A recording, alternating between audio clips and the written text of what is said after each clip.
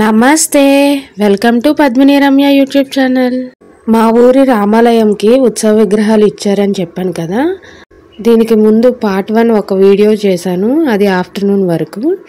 ఇది ఆఫ్టర్నూన్ నుండి ఏం జరిగిందన్నది చూపించబోతున్నాను.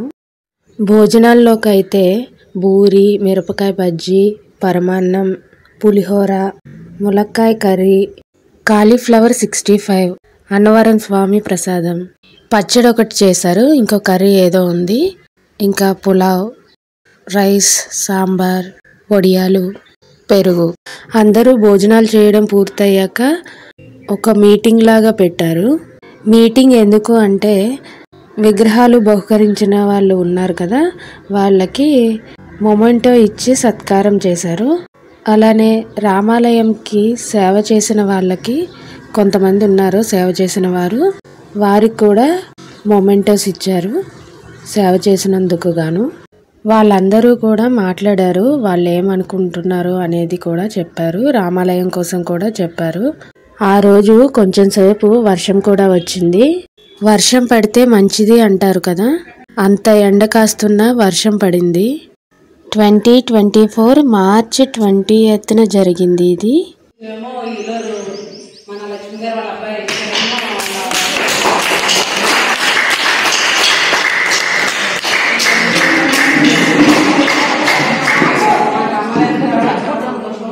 అది రెండు కూడా ఒకసారి మనం ఆవిష్కరణ చేసుకోవడం అనేది చాలా సంతోషకరం. సంవత్సరం కాలంలో మనం చాలా కష్టపడుతున్నాం, విగ్రహాలు లేక చాలా కార్యక్రమాలు మనం చేసాం. పుస్తమూర్తులు లేవు మనకి, పళ్ళకి ఇవన్నీ కూడా ఉన్నాయి, 2 సెట్లు. మనకి పుస్తమూర్తులు లేవు మన ఊర్లో ఊరేగించాలనుకుంటే, అదంతా మనందరికీ తెలిసిందే. అయితే ఈ రోజుకి స్వామివారి మనకి ఇబ్బంది కూడా లేకుండా, లోటు కూడా లేకుండా మళ్ళీ వీళ్ళ ద్వారాగా మళ్ళీ మనకి రామాలయానికి చేర్చుకోవడం జరిగింది. దానిలో మన అందరం కూడా సేవా సిబ్బంది చాలా బాగా వర్క్ చేస్తున్నారు. మాకు సేవా సిబ్బంది ఒక 40 మంది 50 మంది. ఇది మన ఊరు, ఇది మన గుడి. ఈ గుడిలో చేసే కార్యక్రమాలన్నీ ఊరికి మంచి కలిగించేలాగా, ఊరికి శుభం జరిగేలాగా ఉంటాయి. ఇలాంటి కార్యక్రమాలు దాదాపు సంవత్సరం నుంచి శ్రీవిద్య ఆధ్వర్యంలో సేవా బృందం అంతా ఆపరేషన్ తోటి జరుగుతున్నాయి. అయితే వీడియోలన్నీ వస్తున్నాయి. ఏదో మాటల సందర్భంలో మా ఊర్లో రామబాబు ఊర్లో బాగా చేస్తున్నారని చెప్పి మా వైఫ్ హేమకి చూపించాను. చూపిస్తే మనం ఏదైనా చేద్దామా అని అంది. అంటే చూడు ఏం చేద్దామంటే దశావతారాలు విగ్రహాలు ఇద్దాము అంది. అనుకోకుండా ఆ రోజు ఊరొచ్చాం, అనుకున్నాం కదా ఇచ్చేద్దామని చెప్పి ఇక్కడి నుంచి అందరం బయలుదేరాం కొందామని. ఈలోపు శ్రీవిద్య మాకు ఉత్సవమూర్తులు లేరు, విగ్రహాలు కొందాం అనుకుంటున్నాం, కొంచెం చూసి కొని తీసుకొస్తారా అంటే అలాగే వెళ్తున్నాం కదా. అనుకోకుండా ఉత్సవమూర్తులు విగ్రహాలు దొరికినాయి. దశావతారాలు బాగా చిన్నవి ఉన్నాయి. సరే అవి తీసేసుకుని అవి తీసుకొచ్చి ఇవ్వడం జరిగింది. హైదరాబాద్ వెళ్ళి వాటి కోసం చాలా షాపులు ఎక్కడం, పర్మనెంట్ గా పోయాయి కదా, కొంచెం మంచి క్వాలిటీ తోటి చూడగానే ఒక దైవంతో ఉత్పడేలా విగ్రహాలు ఉంటే బాగుండని దానికోసం చాలా ఎక్సర్సైజ్ చేస్తే ఒక షాపులో దొరికినాయి. అది ఎవరో మార్కెటింగ్ ఆర్డర్ చేశారంటే మీకు ఇంకా 3 నెలలు 4 నెలలు పడుతుందని అంటే కొంచెం మాట్లాడి ఇన్ఫ్లుయెన్స్ చేసి వాళ్ళకి తర్వాత తెప్పిస్తామని చెప్పి అన్ని ఆ విగ్రహాలు తీసుకురావడం జరిగింది. ప్రపంచంలో అతి కష్టమైన పని ఏంటంటే మంచి పని చేయడమే కష్టం.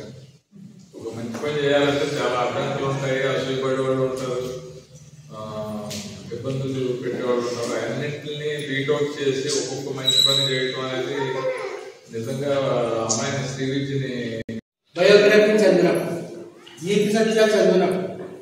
కాశీ విశ్వనాథ్ గారు వాళ్ళ వైఫ్ ఫోటో గీసి మా ఊరు అమ్మాయి ఒక అమ్మాయి ఇచ్చింది, తన పేరు శ్రీదేవి.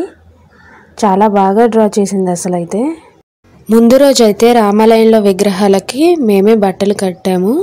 ఆ అక్క కడుతుంటే నేను హెల్ప్ చేశాను ఆ అక్కకి. విగ్రహాలకు బట్టలు కట్టాక ఎలా ఉన్నాయో కామెంట్ చేయండి.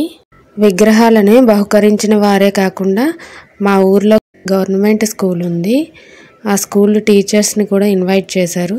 ఆ పక్కన కూర్చున్న ఆయన గవర్నమెంట్ స్కూల్ టీచర్ అనమాట.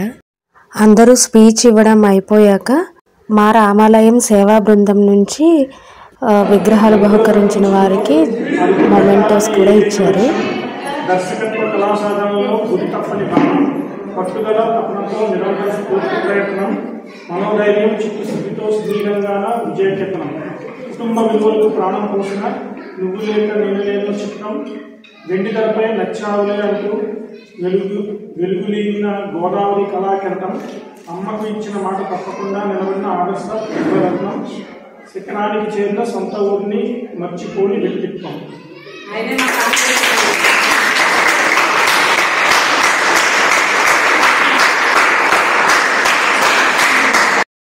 మాకు మొమెంటోస్ ఇవ్వగానే ఇంటికైతే వెళ్ళిపోయాము. ఎందుకంటే మేము ఆ రోజు నైట్కే హైదరాబాద్ వెళ్ళాలి. అమ్మకి డాక్టర్ చెకప్ ఉంది, దానికోసం అయితే వెళ్ళాలి. అందుకని మేము తొందరగానే వెళ్ళిపోయాము. తర్వాత కోలాటం కూడా వేశారంట పిల్లలు. పిల్లలైతే చాలా బాగా రెడీ అయ్యి వచ్చారు కోలాటం వేయటానికి. వెళ్ళిపోవాలి కదా.